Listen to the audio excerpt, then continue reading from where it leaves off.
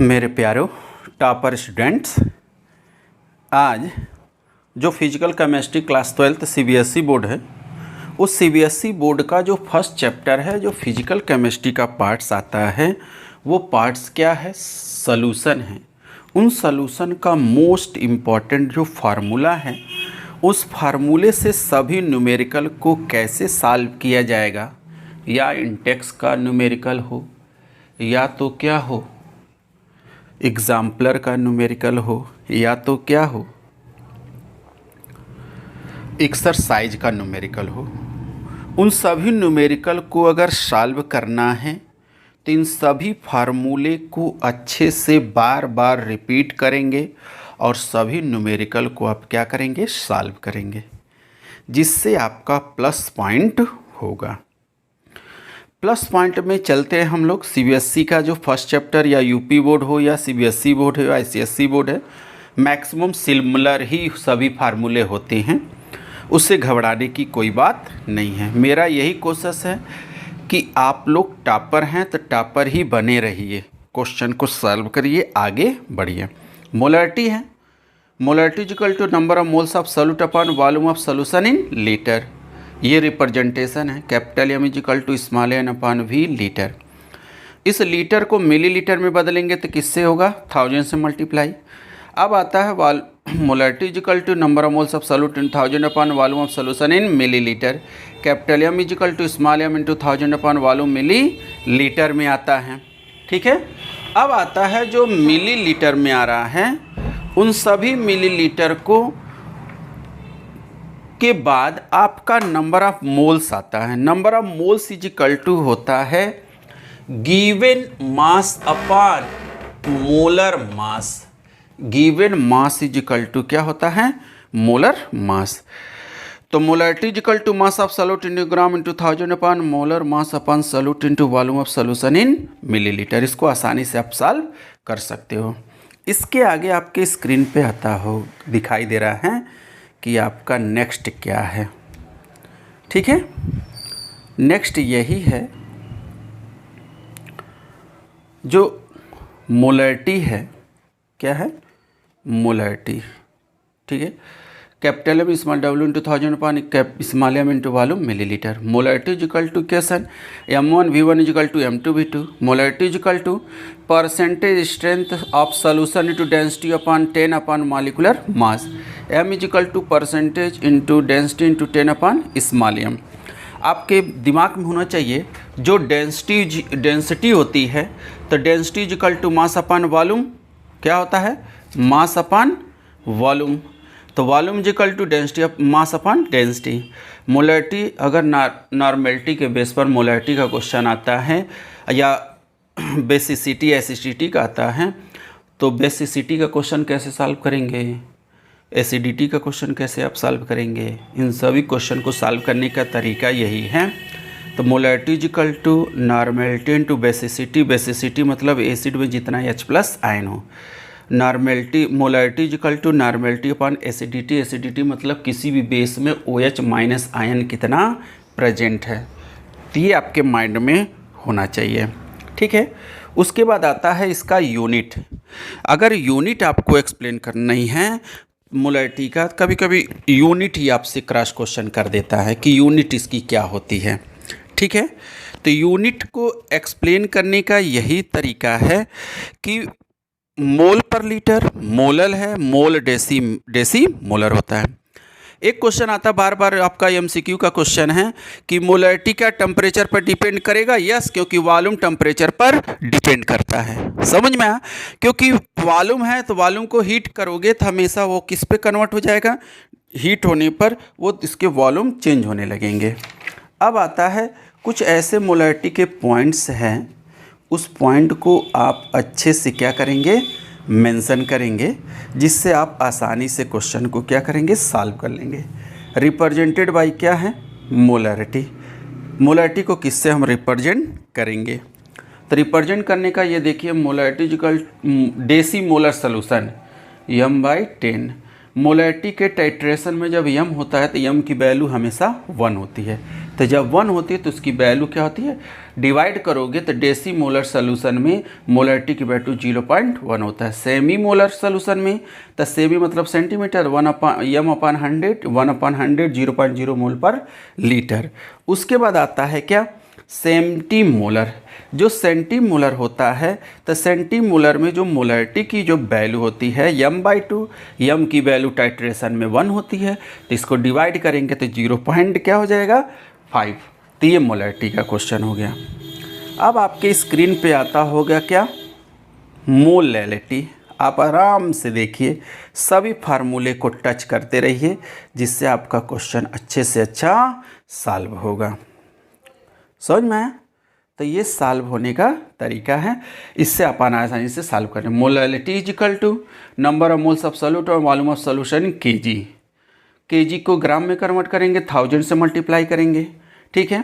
Number of moles given mass one molar mass, तो molality is equal to mass of solute in gram into 1000, molar mass upon solute into mass of solvent in gram. ये change हो जाएगा।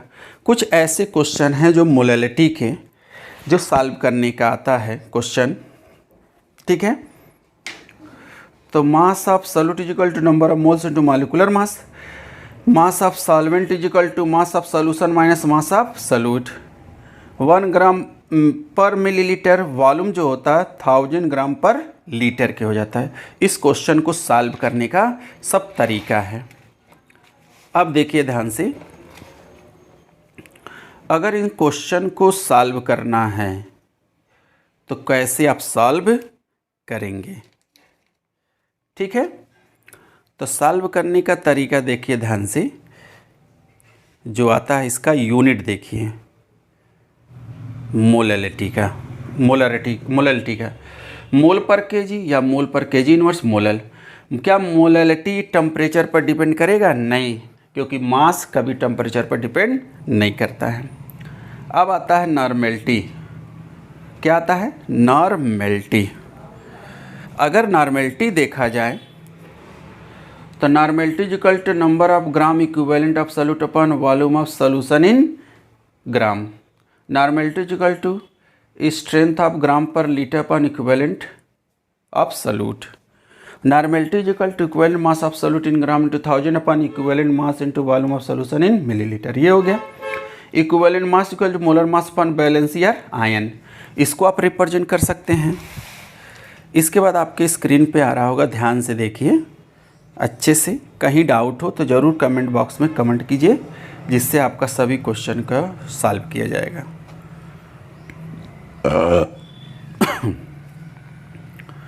Normality is equal to percentage strength into density into 10 upon equivalent mass. तो normality equation आ जाता है m1 v1 equal to n2 v2 आ जाता है, ठीक है।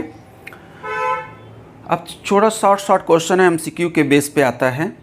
Normality is equal to molarity into molar mass upon equivalent mass. Normality is equal to molarity into basicity, basicity मतलब H plus ion. और normality is equal to molarity into acidity, acidity मतलब OH minus ion.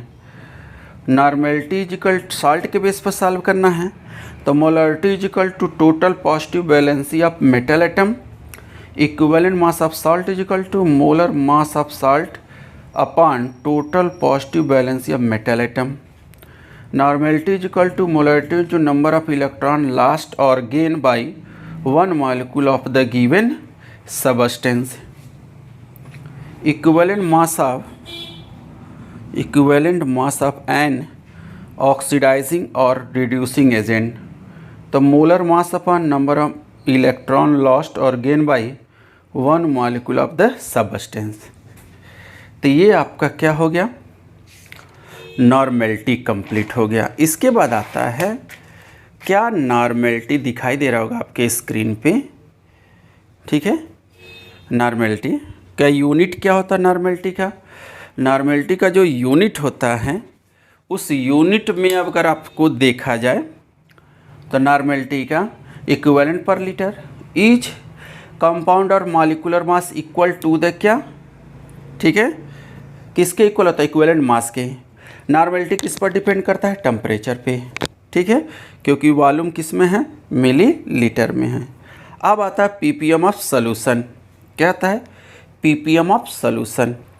ppm का full form है part per million. 1 million is equal to 10 lakh. 10 lakh में क्या करोगे? 10 की power 6 lakh होता है। ठीक है।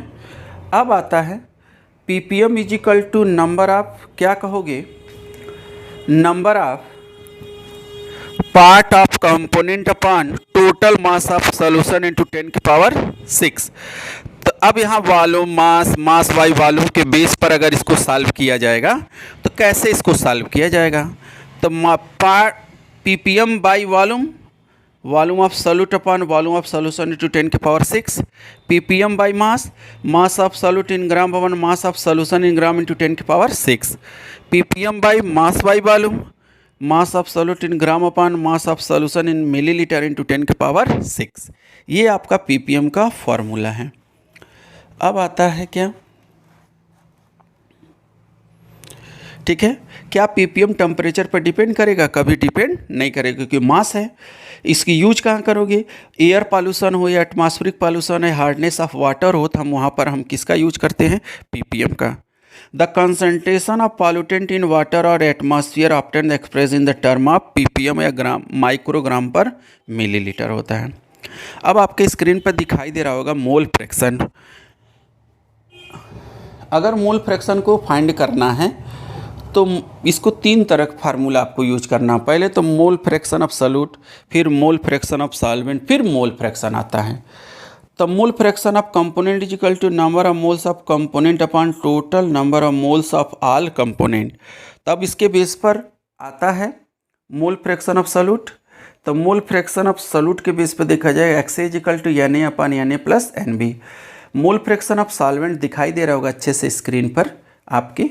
ठीक है, दिखाई दे रहा होगा अच्छे से। क्या दिखाई दे रहा है? XB is equal to NB upon Na plus NB। ये मोल फ्रैक्शन ऑफ सॉल्यूट हो गया, सॉल्वेंट हो गया, सॉल्यूट और सॉल्वेंट। अब आता है आपके स्क्रीन पे दिखाई दे रहा होगा।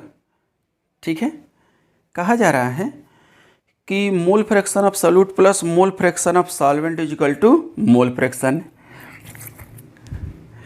XA प्लस XB बराबर XA plus XB is equal to 1। तो XA और XB याद रखिएगा, इन तीनों को ऐड करने पर 3 ही आंसर आना चाहिए, या तो 0.99 या 0.98 या 1। अगर ये आ रहा, समझ लीजिए आपका मोल फ्रैक्शन का क्वेश्चन आपका क्या है? सही है। क्या मोल फ्रैक्शन का यूनिट होता है? क्योंकि वैल्यू 1 होती है, यूनिट लेस क्वांटिटी होती है। क्या मोल फ्रैक्शन टेम्परेचर पर डिपेंड करेगा? नहीं डिपेंड करेगा, क्योंकि मास आता है। अब आपके पास आता है concentration of solution in percentage.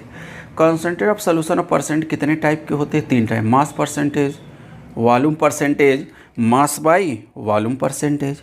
Mass percentage W/W। Small w क्या है? सॉल्यूट। कैपिटल W क्या है? सॉल्वेंट। 100 क्या है? सॉल्यूशन। तो जो परसेंटेज दिया गया तो सॉल्यूशन कितने ग्राम का बनेगा? 100 ग्राम का ही बनेगा। अब मास परसेंटेज ऑफ कंपोनेंट, तो मास परसेंटेज ऑफ कंपोनेंट अगर देखा जाएगा, ठीक है, ध्यान दीजिएगा स्क्रीन पर आपके, मास परसेंटेज ऑफ कंपोनेंट, ठीक है, मास परसेंटेज ऑफ कंपोनेंट। तो मास परसेंटेज ऑफ कंपोनेंट देखिए दिखाई दे रहा होगा। ठीक है, तो दिखाई दे रहा होगा amount of solute in gram upon mass of solution in gram into 100। ये हो गया।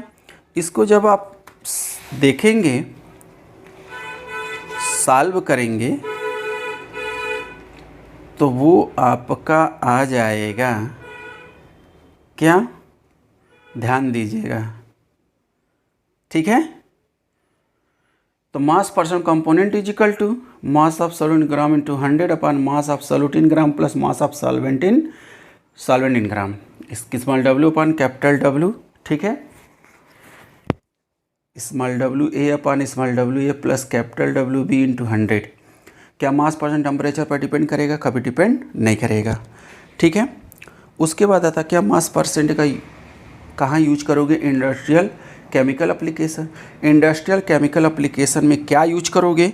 इंडस्ट्रियल केमिकल एप्लीकेशन में आपको याद होना चाहिए कमर्शियल ब्लीचिंग सॉल्यूशन जो होता है वहाँ पर हम इसको यूज करेंगे, या सोडियम हाइपोक्लोरेट होता है, इन वाटर में इसको यूज करेंगे। वॉल्यूम परसेंटेज का देखिए फार्मूला, ठीक है, मिला वॉल्यूम परसेंटेज का, ठीक है। तो वॉल्यूम परसेंटेज का जो फार्मूला है उस फार्मूले को अच्छे से देखिए, दिखाई दिया। अब यहाँ पर फार्मूला लिखे हैं, ठीक है, स्मॉल v बटे capital V percentage VA upon VA plus VB into 100, ठीक है। 35% volume by volume solution ethylene glycol and antifreeze used car for cooling engine में होता है। Concentration the antifreeze lower the freezing point of water to the 255.4 K, ठीक है। Mass by volume percentage component, mass of component in solution upon total volume of solution in millilitre into 100, ठीक है। Which is commonly used the medicine and pharmacy में इसका use किया जाता है। कहाँ यूज करोगे? मेडिसिन एंड फार्मेसी में, ठीक है। जब मेडिसिन या फार्मेसी में हमेशा यूज जो किया जाता है, दवा बनाया जाता है, तो उसको कहाँ यूज किया जाता है? मास बाई वॉल्यूम के परसेंटेज के बेस पर। अब आता है यहाँ देखिए हेनरी लॉ। क्या आ गया? Henry's law. हेनरी लॉ दिखाई दे रहा होगा, पूरा अच्छा स्क्रीन पर दिखाई दे रहा होगा। हेनरी लॉ हमेशा किस पर डिपेंड करेगा? Solubility of gas in liquid solution. Solubility of gas in liquid solution में अगर आप देखेंगे तो यहाँ पर आपको दिखाई दे रहा होगा, ठीक है, formula partial pressure of gas in vapour phase directly proportional to the mole fraction of gas in the solution. P is equal to KH into x is equal to P upon KH। क्या सॉल्युबिलिटी इंक्रीज करेगा किसी भी Henry law के base पर? पहले increase करेगा, फिर decrease of temperature कर देगा। सॉल्युबिलिटी ऑफ गैस, ठीक है, solubility of gas increase with increase pressure of solution of gas in solvent. तो जब सॉल्वेंट में किसी गैस को आप डिज़ोल्व करोगे तो वहाँ पर इसको यूज करेंगे, ठीक है ना। अब आता है नेक्स्ट ऑस्मोटिक प्रेशर। क्या आता है? ऑस्मोटिक प्रेशर बहुत अच्छा होता है। ऑस्मोटिक प्रेशर, ऑस्मोटिक जो प्रेशर होता है उसको आप कैसे इसको फाइंड करेंगे, ठीक है।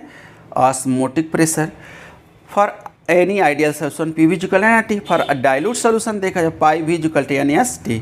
तब फार्मूला होता है pi is equal to CRT, C is equal to N upon V, pi is equal to NRT upon V, N is equal to W upon M। तो pi is equal to WRT upon M into V, ठीक है। तो where osmotic pressure, temperature, volume, mass of solute in gram, molar mass of solute, gas की value होती है 0.0821 litre ATM पर, ठीक है, लीटर पर एटीएम पर मोल होता है।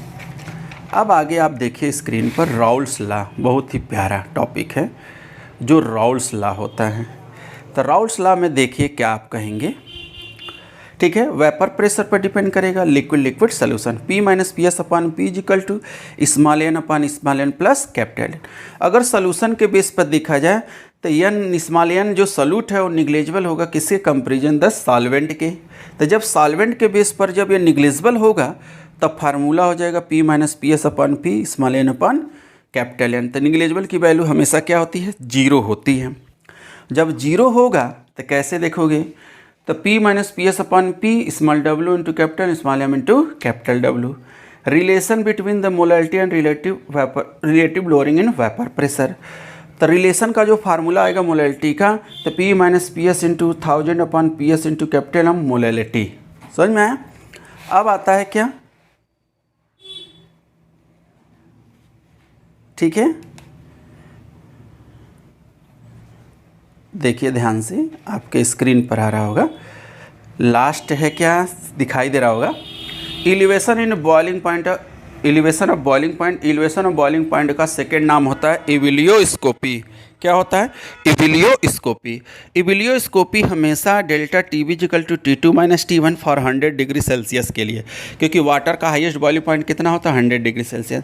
तो पहला फार्मूला होता है delta TB is equal to K into small w upon small m into capital W। दिखाई दे रहा होगा, ठीक है। टाइप्स देखिए, 2 टाइप के होते हैं, molecular elevation constant, molar elevation constant. Molecular जो होता है वो 100 ग्राम में डिजॉल्व होता है, मोलर जो होता है 1000 में होता है। Delta TB is equal to 100 K dash into small w upon small m to capital W। और मोलर में हो जाएगा delta T B equal to 1000 K B into small W upon small M into capital W. ठीक है, ये आपका हो गया। अगर इसी फार्मूले से हम calculate the molecular mass of solute, और इसमें भी molar mass of solute calculate करना है, तो small M equal to 100 K dash into small W upon delta T B into capital W, small M equal to 1000 K B into small W into delta T B into capital W. हो गया। अब कहा जा रहा elevation of boiling point of solution अगर find करना है तो बॉइलिंग पॉइंट के लिए delta elevation of boiling point of depend upon the molality of solution, delta T B equal to K B into ये मोलैलिटी हो जाता है। ठीक है, उसके बाद नेक्स्ट देखिए। ठीक है, स्क्रीन पे आपको दिखाई दे रहा है, क्या दिखाई दे रहा है, ध्यान से देखिएगा। ठीक है, चलिए देखिए। Car calculate the boiling point of solution, boiling point of solution 273 plus delta T B में ऐड कर दीजिए। Depression of freezing point cryoscopic कहा जाता है। डिप्रेशन ऑफ फ्रीजिंग पॉइंट, हमेशा फ्रीजिंग पॉइंट ऑफ वाटर कितना होता है, 0 डिग्री सेल्सियस। जब 0 डिग्री सेल्सियस होता है तो उसके लिए हम क्या करेंगे, delta T F is equal to T not minus T, इसका फार्मूला हो जाएगा delta T F is equal to small K into small W upon small M into capital W. ठीक है, के क्या है, डिप्रेशन कांस्टेंट। ठीक है, तो इसके कितने टाइप होते हैं, 2, molecular depression constant, molar depression constant. वही सेम फार्मूला, क्या सेम फार्मूला क्या आ जाएगा।